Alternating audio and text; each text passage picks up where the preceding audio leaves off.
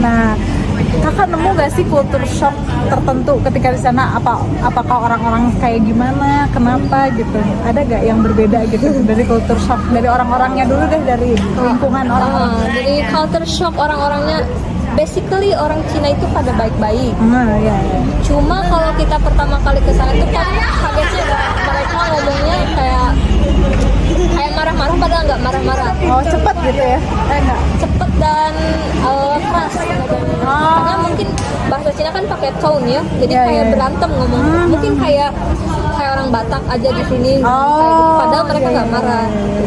Makanan ada culture shock gak? Dari makanan, ya ada culture shocknya di sana. Makanannya lebih berminyak banget. Oh, lebih oily. Oily sekali, tetapi overall enak. Susah cari makanan halal di sana daripada di Indonesia kan kita serba gampang cari makanan. Tetapi dibilang susah-susah banget enggak. Kalau di Beijing, karena aku tinggal di Beijing saat itu, di kampus aku pun ada restoran halal atau kantin halal. Jadi ada kantin general sama kantin yang muslim. Jadi aku beli di situ. Tapi kalau kita setiap hari beli ke kantin muslim, terasa bosennya. Jadi mending mending kita masak sendiri gitu. Nah, tantangan lagi nih.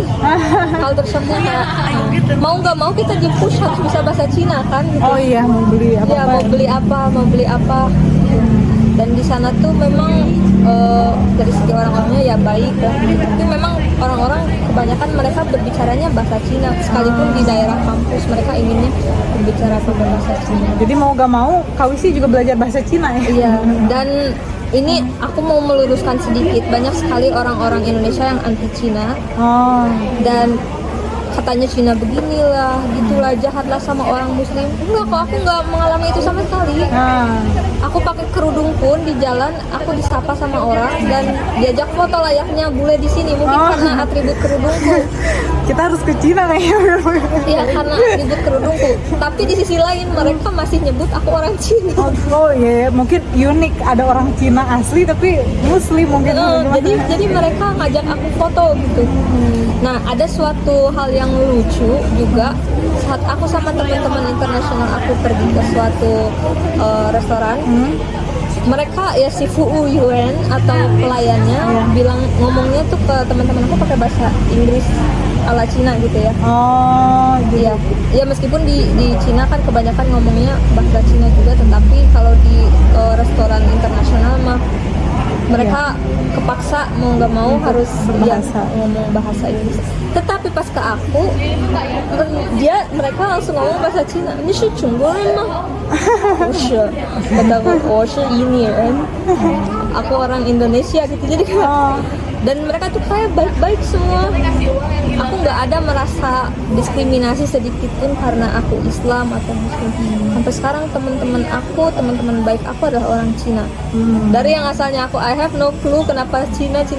Dan sekarang selera aku jadi orang Cina. Oh, udah berubah, bukan Western lagi, sekarang udah Chinese. Semenjak aku sekolah di Cina. Dan entah kenapa aku pun didekatinnya jadi sama orang Cina terus. Ini benar-benar kayak apakah ini memang rencana Tuhan atau gimana? Kita juga nggak tahu kan ya. Circle pertemanannya juga Cina juga. Ya, circle pertemanan aku jadi nggak cuma Cina asli, Cindo atau Cina yang mana. Jadi banyak seperti itu. Jadi memang bagian dari connecting the dots, nggak cuma dari sekolah aja, tapi dari sekolah itu menghasilkan kayak domino efek gitu. Efek kayak itu dia. Seperti itulah. Kalau culture shocknya paling makanan sih aku yang paling ini makanan, karena kayak di seblak aku nggak bisa nemu seblak. Di sana aku dikirim cikur dari rumah dan khusus. Dan cikurnya mah cuma harganya 80.000 tapi ongkirnya 300.000. Mahal banget. Terus di sana tuh nggak ada tukang dagang keliling. Kalau kita lapar tuh kayak di sini kan ada tukang cuanki kalau kita lapar atau lagi belajar. Itu bener-bener nggak ada di sana tuh, di luar negeri nggak ada tukang dagang keliling. Jadi itu yang aku rindukan sih. Culture semua kayak gini ternyata kayak gitu. Makanan favorit di sana apa Kak?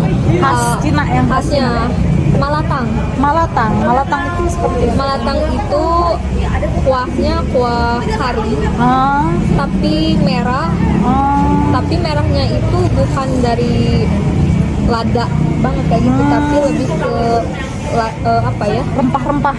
rempah-rempah dan cabe berem yang nggak lada gitu. Ah, Kalau cengek kan lada ya, pedas. Ini enggak gitu. Jadi emang si kuahnya tuh kuah kari, tapi kita tuh bisa milih si toppingnya tuh mau apa aja gitu.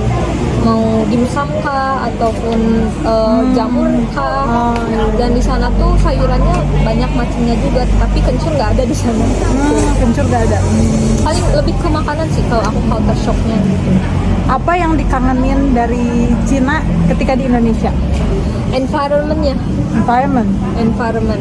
Jujur aku sangat suka sekali tinggal di Cina karena di sana tuh cocok buat apa ya, space buat orang introvert ada, banyak lake, banyak kanal, space buat networkingnya juga bagus. Tapi naturalnya, alamnya tuh kayak bener-bener tertata rapi kayak gitu. Dan paling apa ya, culture shock yang lainnya lagi selain yang aku kangenin, di WC-nya tuh nggak ada tempat nggak banjur. Jadi aku kalau kemana-mana harus bawa aqua dan juga tisu basah. Tapi aku meskipun bawa aqua kayak gitu untuk nandean cair, tapi aku nggak mau gitu. Kalau kata bahasa Sunda jadi jipen gitu. Jadi aku tunggu sampai aku pulang ke tempat tinggal aku dulu aja. Nanti Ya setidaknya meskipun di tempat kampusku nggak ada buat apa ya, kayak ember ngocor kayak gitu, tapi kan kita bisa nandean ke ember, maksudnya nyimpen air ke bisa ember, nyimpen air ke ember kayak gitu. Beda lah kalau di mall atau apa, mereka bener-bener nggak ada airnya sama sekali. Adanya tuh paling di wastafel kayak gitu. Kita kan nggak bisa banget kayak gitu, nah itu paling culture shock. Nah tapi kalau dari segi environment, bukan WC-nya ya, mohon maaf nih. Tapi dari segi environment tuh, kalau salju, aduh indah banget. Kalau apa, autumn, daun-daunnya jadi warna apa sih namanya tuh, kuningan. jadi warna merah, itu indah banget. Apalagi saat aku pergi ke Great Wall, subhanallah, kayak aku nggak mau pulang, pengen di sini aja gitu. Di sini. Sekarang sebaliknya nih, ketika di Indonesia apa yang dikangenin?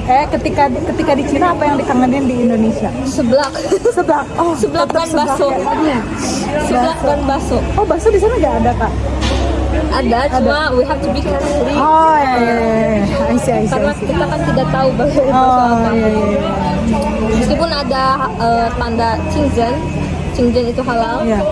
tetapi mereka kan suka nyampurin sama oilnya. Oh, standar halalnya beda ya? Standar halalnya beda, betul sekali. Nah, tetapi aku untuk mencari makanan-makanan muslim biasanya aku pergi ke New Jie. New Jie itu adalah distrik muslim. Jika kalian pernah nonton film Assalamualaikum Beijing, Iya. nah itu tuh dekat sekali, maksudnya cuma 40 menit atau 30 menitan naik taksi dari kampusku.